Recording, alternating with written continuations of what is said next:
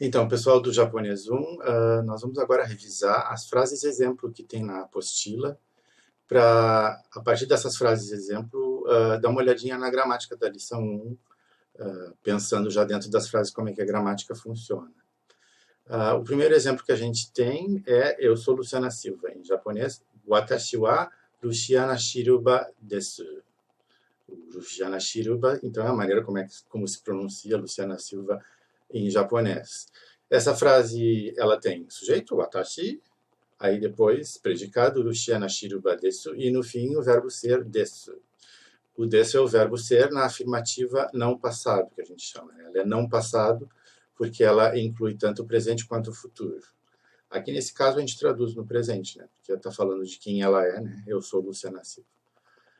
Em japonês, assim como em português, na verdade, a gente não precisa usar pronomes pessoais o tempo todo para completar a frase. Então, essa frase podia ser só Luciana Shiruba desu, e pelo contexto em que ela estivesse sendo dita, se era a Luciana mesmo que estava dizendo que ela é a Luciana, é claro que ela está falando dela mesma, né? Então, o watashi wa podia ser omitido, a menos que fosse necessária uma especificação de quem é que é a Luciana Silva. Em geral, por contexto, a gente sabe. Em geral, a gente não usa tanto eu em japonês. Então, esse watashi provavelmente ficaria omitido numa conversa cotidiana. Ficaria só Luciana Shiruba desu. Já implícito, eu sou Luciana Silva.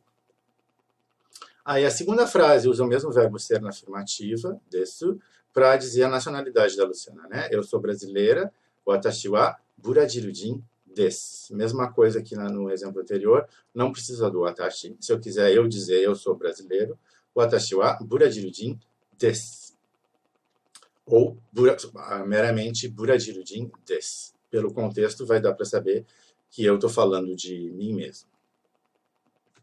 Vamos para as próximas frases. Aí as próximas frases são exemplos do verbo ser na negativa. O verbo ser na negativa ele é bem diferente do verbo ser na afirmativa. Na afirmativa é des e na negativa é já arimasen. Então, por exemplo, o senhor Santos não é estudante. Santo-san wa gakusei já arimasen. Esse já arimasen vai no fim da frase, como o desu, e o sujeito vem no início, Santo-san. Santo-san wa gakusei já arimasen. Gakusei quer dizer estudante.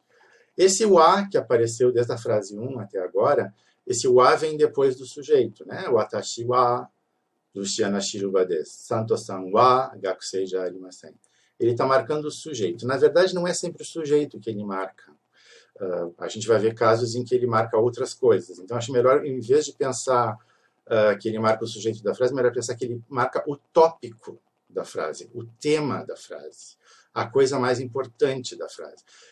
É o assunto sobre o qual a gente está falando. Então, na verdade, dá para traduzir, fazer uma meta-tradução, dizendo o seguinte, em vez de o senhor Santos não é a estudante, é quando o assunto é o senhor Santos, podemos dizer que ele não é estudante.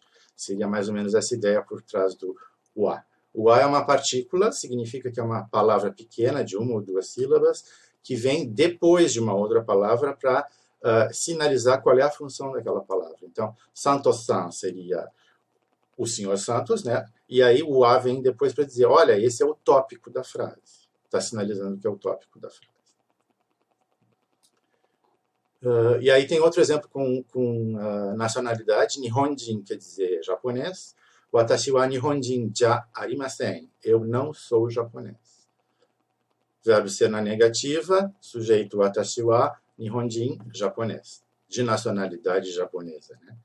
Watashi wa Nihonjin já arimasen. Pelo contexto dá para adivinhar de quem a gente está falando. Pode dizer apenas Nihonjin já arimasen. E aí fica subentendido que eu estou dizendo eu não sou japonês.